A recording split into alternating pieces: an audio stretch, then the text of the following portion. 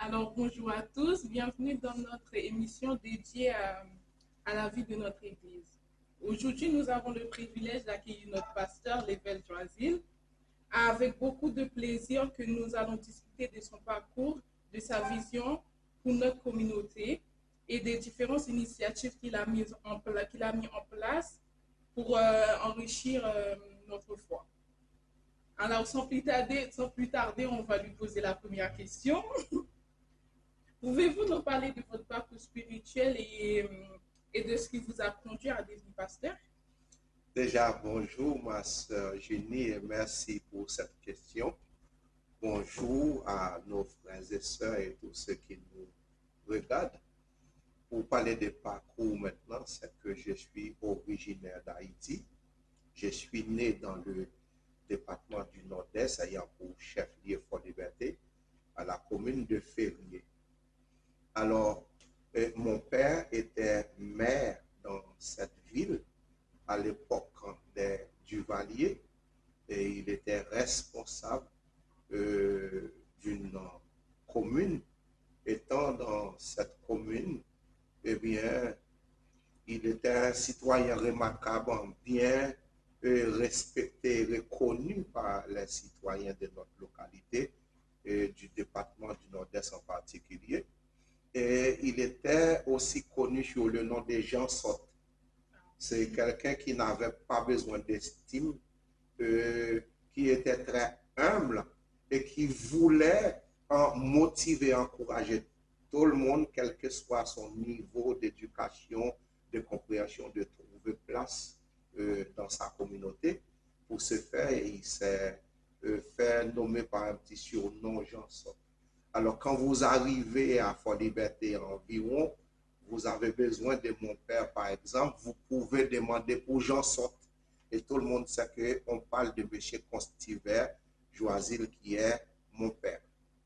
Nous étions une famille nombreuse parce que mon père et ma mère, ils ont eu 13 enfants. Et que, étant dans cette famille, ma mère était commerçante, mon père était, comment dirais-je, maire de cette ville. Nous avons vraiment un bon moyen de vivre dans la communauté. Et soudain, mon père a eu une vision un soir, c'est comme quoi on est venu lui annoncer dans une révélation ou un songe que s'il n'acceptait pas le Seigneur dans la matinée, la journée ne va pas passer, il va mourir. Et quand il s'est réveillé ce matin-là, il a fait appel à un pasteur qui était pasteur de l'église baptiste de cette localité s'appelait Dérac. Mais le pasteur Lucien, lui, il habitait à Ferrier, ma ville de naissance. Et là, il a fait chercher, fait appeler le pasteur Lucien qui va venir prier pour lui. Il va accepter le Seigneur comme son sauveur personnel. Et tout ça, c'était en 1972. Et depuis que mon père a accepté le Seigneur comme son sauveur personnel, eh bien, après avoir été conseillé par le pasteur, 3 mois après sa conversion, il a mis dans notre maison ce qu'on appelle le culte des familles. Ça veut dire que là, maintenant, nous allons nous lever tous les matins à 4 heures du matin pour faire un culte normal et avec différentes tâches. Mes frères et sœurs, il y a une personne qui va diriger ce service, une personne pour faire la lecture et une personne pour même apporter une petite méditation. Alors, je suis né dans ça, appelé par cette conversion, la conversion de mon père en 1972. Et depuis, tous les matins, je dois me lever en plus à 4 heures du matin pour le culte des familles. Et bien, depuis 1972 maintenant, je suis, comment dirais-je, correctement, complètement attaché dans l'évangile parce que quand j'ai commencé à lire la Bible quotidiennement, eh bien, la source que j'ai trouvée qui est une source de vie qui conduit et à la vie éternelle, c'est qu'il faut apprendre et connaître la parole de Dieu pour être sauvé. Et le premier verset que j'ai appris dans la Bible, c'est Romains chapitre 8, le verset 18 qui dit, j'estime que les souffrances du temps présent ne sauraient être comparées à la gloire à venir qui sera révélée pour nous. Ça veut dire que j'ai cette assurance-là, même si sur cette terre, nous rencontrons des difficultés, des soucis ou des hauts et des bas de la vie. L'essentiel, c'est qui nous attend là-haut dans le ciel qui est tellement assuré. Eh bien, cette récompense-là, qui est surestimable, eh bien, les petits soucis et problèmes que nous pouvons rencontrer ici-bas aujourd'hui ne représentent rien à ce qui nous attend là-haut.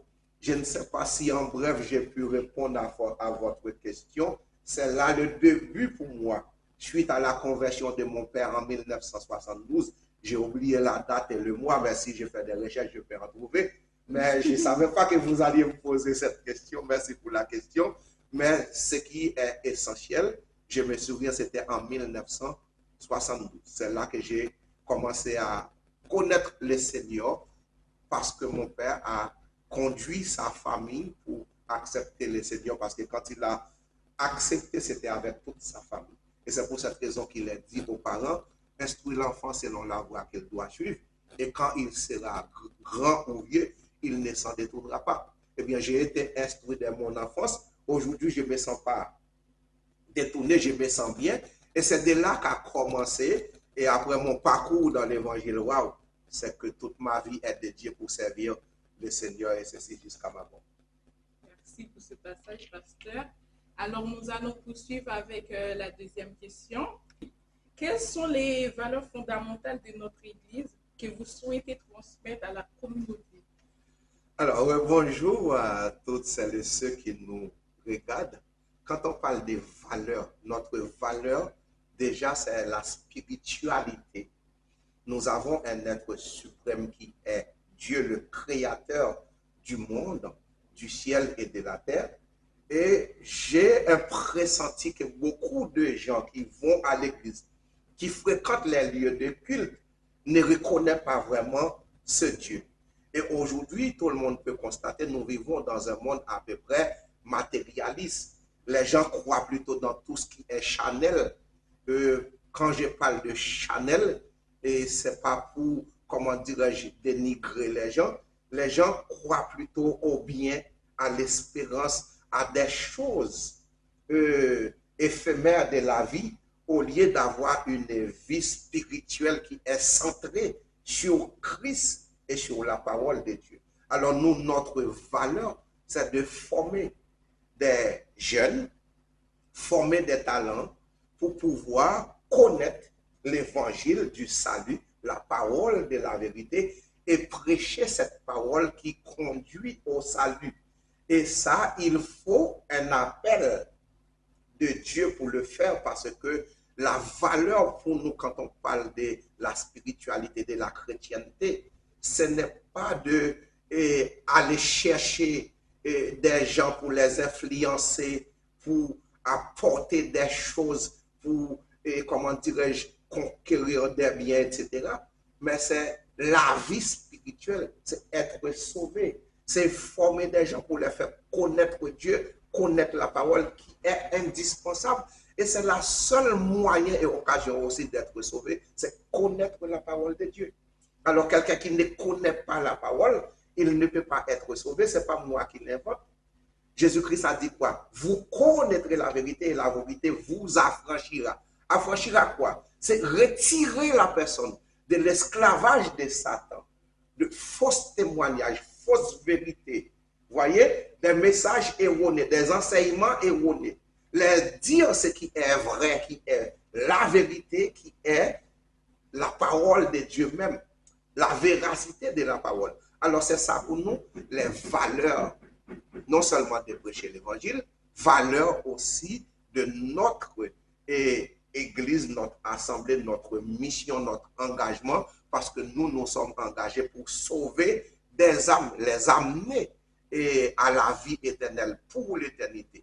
Mais il faut la connaissance de la parole de Dieu pour faire tout ça. Merci, pasteur. Bon, alors on connaît l'Église de Dieu de Moussillon. Moi, j'en fais partie d'abord. Et c'est pour ça que je voulais, en tant que membre, je voulais savoir si notre pasteur peut partager quelques idées avec nous. Et je voulais savoir quelle est votre vision pour l'Église dans les prochaines années. Eh bien, Église de Dieu Mont de Sion. E-D-M-S-I. Ça, c'est notre sigle. E-D-M-S-I. E pour Église. Deux, c'est des dieux. Mont, M, c'est mont, la montagne de Sion. La montagne de Sion, déjà, c'est quoi? C'est la maison, le lieu où l'Éternel habitait. Là était le palais de David. C'est un lieu stratégique où les ennemis ne peuvent pas accéder. Et j'invite à toutes celles et ceux qui nous écoutent, qui nous regardent, d'aller se renseigner même sur Wikipédia, sur Google ou dans la Bible pour connaître. Et j'estime aussi que le mot Sion est écrit dans plein de passages de psaumes, des références bibliques, et on verra la portée de Sion.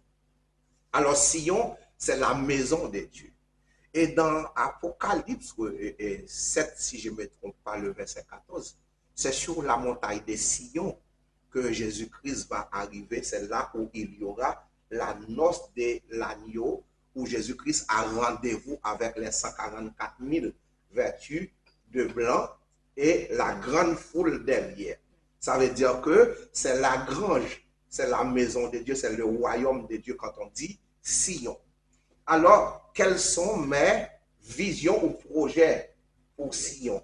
Eh bien, dans l'église de Dieu, Mont de Sion, c'est de former les fidèles de l'église de Dieu pour les amener sur cette montagne. Être sur cette montagne, il faut être moissonné. Et être moissonné, maintenant, ça veut dire quoi? C'est accepter, reconnaître, comprendre la parole de Dieu, recevoir la parole de Dieu. Alors maintenant, être moissonné, maintenant, c'est ceux qui seront sauvés. C'est ça, la moisson. Quand nous allons dans Matthieu chapitre 13, du verset 20 jusqu'au verset 31, parce que si on ouvre la Bible, on ne va pas sortir aujourd'hui. Mais notre vision, c'est quoi? C'est créer un monde spirituel.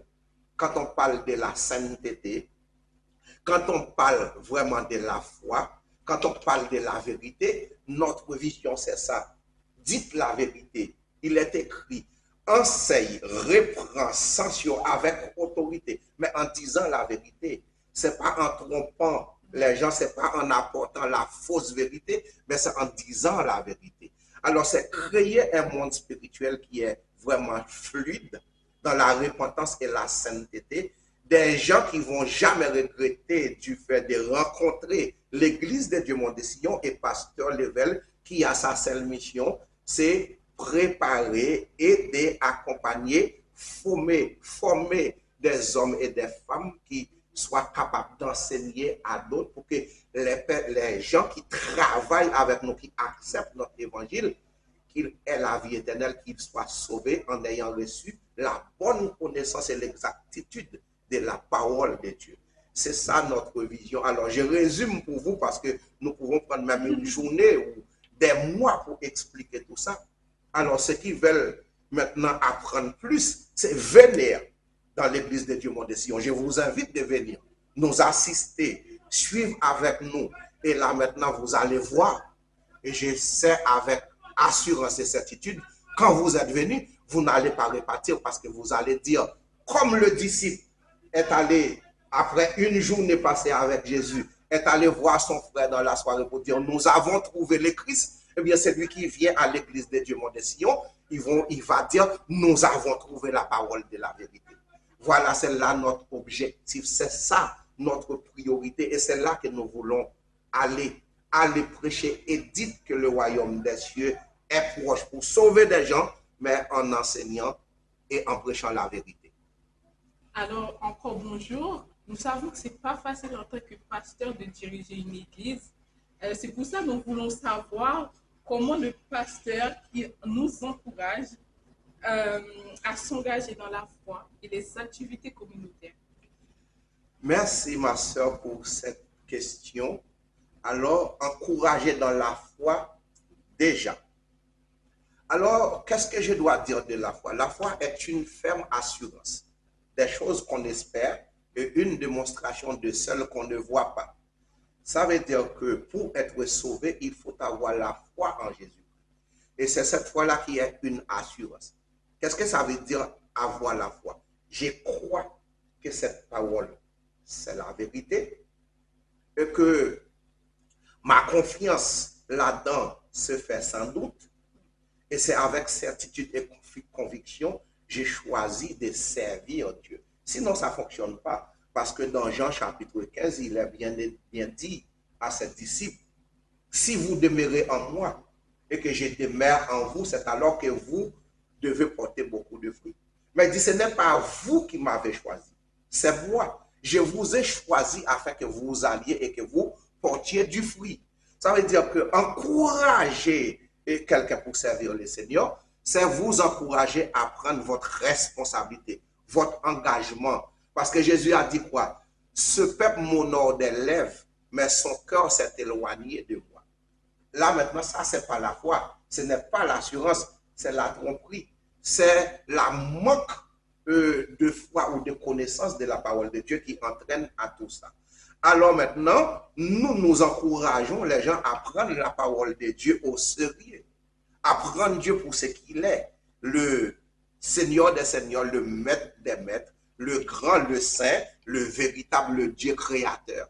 Et que sans lui, nous n'avons pas le souffle de vie, nous n'existons pas. Alors il faut le prendre pour ce qu'il est. Parce qu'il dit, je suis l'Éternel, c'est là mon nom. Je ne donnerai pas ma gloire à un autre ni mon honneur aux idoles. Alors, Satan n'a rien créé. C'est Dieu qui a tout créé. Alors, j'encourage à tous ceux qui veulent être sauvés, c'est de croire en Jésus comme leur sauveur personnel et le croire pour de bon et le vivre. Et cette croyance par les pratiques qu'enseigne la Bible.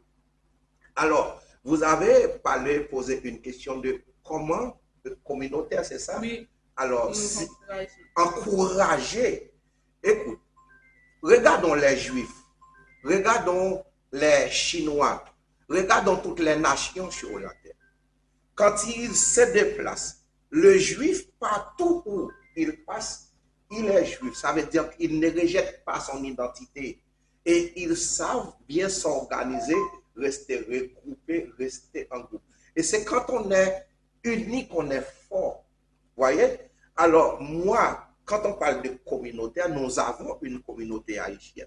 Et cette communauté haïtienne, elle est en France, elle est aux États-Unis, elle est au Canada, elle est aux Antilles, en Haïti, elle est partout. Eh bien, pour reconnaître une communauté, par exemple, si je dis haïtienne, ou même une communauté chrétienne, eh bien, c'est notre force qui a tiré sa naissance le jour de la Pentecôte. Acte 2, verset 41, ceux qui acceptèrent la parole de Dieu furent baptisés. Le nombre des disciples s'augmenta d'environ 3000 âmes. Les 3000 âmes-là, ils faisaient quoi? Ils persévéraient dans l'enseignement des apôtres, dans la communion fraternelle, dans les fractions de pain et dans les prières.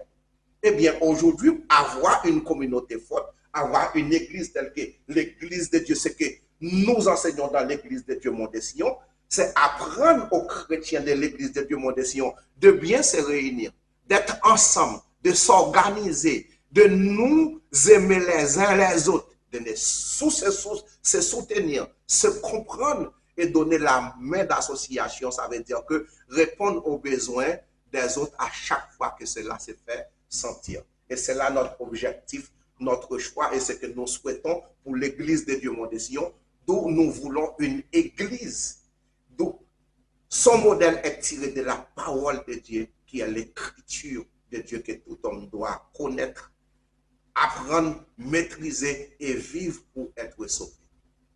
Alors, pasteur, quels sont les principaux défauts que vous rencontrez en tant que pasteur et comment les surmontez-vous?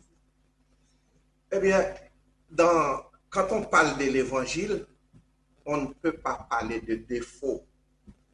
On peut parler plutôt de mauvaise habitude ou une mauvaise compréhension de la parole de Dieu. Vous allez trouver une personne qui va venir vous voir, pasteur, j'ai un souci, un cas de maladie, besoin de papiers, une situation quelconque. Et parce que la personne se trouve dans cette situation-là, soit la personne a entendu les témoignages des autres personnes, ou une autre personne lui a parlé, et cette personne a choisi de venir vous voir pour réclamer vos prières, vos soutiens, votre aide pour l'aider, pour qu'elle puisse sortir de cette situation. Il y a des cas de mariage, par exemple, les gens qui vivent à l'étranger, qui ont besoin de papiers, oui, etc. Ils viennent vous voir, mais c'est comme quoi pour vous arnaquer aussi, oui, en quelque sorte, si on ne veut pas répéter de mots vulgaires. Mais dites plutôt pour vous tromper. Mais ils se trompent eux-mêmes en pensant que j'ai fait un coup au pasteur. On ne se moque pas de Dieu. Mais j'ai souvent rencontré des cas dans différents sujets et ces gens sont venus comme ça, ils ont venu faire des demandes de prière. Des fois, ils veulent même vous faire croire qu'ils acceptent de devenir membre de l'Église et vous allez maintenant mettre à leur disposition l'équipe de prière, le soutien des frères et sœurs pour les aider dans différents domaines.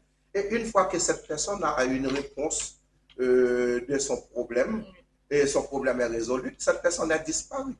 Vous ne le voyez pas. Et ça, ce sont des cas très courants, très fréquents qu'on peut rencontrer, plusieurs cas comme ça dans une année. Ça, nous sommes habitués avec ce genre de situation. Pour vous donner une petite anecdote, il y a une sœur qui venait dans notre église, c'était en 2006.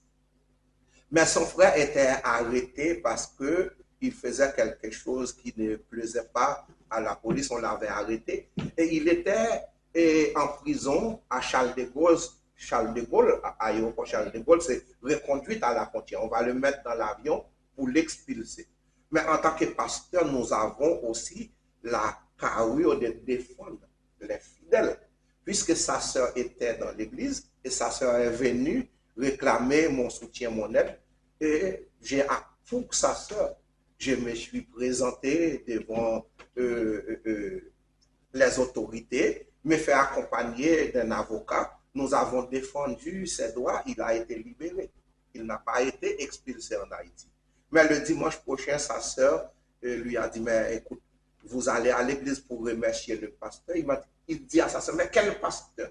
Ah oui, le pasteur qui a fait les démarches pour vous libérer. Mais lui, ce n'est pas un pasteur, c'est un magouilleur. Mais pourquoi vous dites ça? Ah oui, mais dans la situation où je me trouvais là où j'étais en prison, si ce n'était pas un bon magouilleur, vous pensez que le pasteur allait me faire sortir de là. Vous voyez? Ça veut dire que les gens, des fois, ils sont ingrats. Ils ne sont pas reconnaissants. Vous voyez? Mais nous, puisque nous sommes là pour faire du bien, pour aider les autres, nous n'avons pas le choix. C'est notre mission. Écoute, et en plus, nous avons le Notre Père. Pardonnez-nous nos offenses comme nous pardonnons aussi à ceux qui nous ont offensés. Quel que soit ce que font les gens, nous sommes là pour les supporter, pour les aider. Mais pour la méchanceté, il y a beaucoup de cas que nous pouvons énoncer, mais c'est la vie. L'être humain est ainsi fait. Mais c'est ça aussi notre force, notre capacité, parce que servir Dieu en tant que pasteur, ce n'est pas une option, c'est une obligation. Mais pour être efficace dans ce domaine, il faut un appel, parce que n'importe qui ne peut pas exercer la fonction pastorale et le faire à bien jusqu'à amener des âmes à la vie éternelle. Nous sommes très reconnaissants pour tout ce que vous faites pour notre communauté et pour notre foi. Est-ce que vous avez des questions, des suggestions à nous faire? Eh bien, j'ai toujours des questions, j'ai toujours des suggestions. Mais des fois, il y a des questions, vaut mieux ne pas poser des questions à une personne qui ne sait quoi répondre. Mais si j'ai un conseil, je peux dire à toutes celles et ceux qui nous regardent, avant qu'ils soient trop tard, approchez-vous du Seigneur. Parce que tôt ou tard, il viendra. Et chaque personne aura à se présenter devant Dieu dans un jugement qu'on appelle le grand jugement le jugement du grand trône blanc. C'est pour répondre à tout ce que nous avons ou nous avions fait étant vivants sur la terre. Que l'on croit, que l'on ne croit pas, tout le monde va être jugé et le salut est personnel, le jugement sera individuel. Alors, la parole de Dieu nous dit quoi? À tous ceux qui l'ont reçu, à ceux qui croient en son nom, il leur a donné le pouvoir de devenir enfants de Dieu, lesquels sont. Ça veut dire que si vous n'avez pas la possibilité d'accepter Jésus-Christ comme sauveur personnel avant votre mort, eh bien le sort sera fatal. Alors, un conseil, je vous invite déjà de venir nous visiter, assister à l'église de Dieu Mont de Sion et d'Emcy. Et de là, maintenant, vous allez découvrir la vérité. Comme il est écrit dans la Bible, vous connaîtrez la vérité et la vérité vous affranchira. C'est ce que je peux apporter comme conseil en vous invitant, vous qui nous regardez aujourd'hui, si vous n'avez pas encore accepté le Seigneur, nous sommes prêts à prier pour vous. Si vous voulez bien marcher avec nous. Si vous cherchez un endroit où on prêche la parole de la vérité, nous sommes là à l'église de Dieu Mont de Sion. Et si vous avez besoin de conseils ou de prières, vous pouvez nous contacter aussi. Et ce n'est pas compliqué, vous pouvez nous joindre au 06 52 63 75 53. Et d'Emcy, Église de Dieu Mont de Sion, votre serviteur, pasteur Lévelt Joisil. Nous espérons que cette discussion a profondément résonné chacun d'entre vous et que vous vous sentez encouragé à participer avec nous aux nombreuses activités qu'on fait à l'église. N'oubliez pas surtout de nous suivre sur notre chaîne EDMC, Église de Dieu Mont de Sion, pour rester informés des événements à venir et des messages importants. Merci de nous avoir regardés et à bientôt.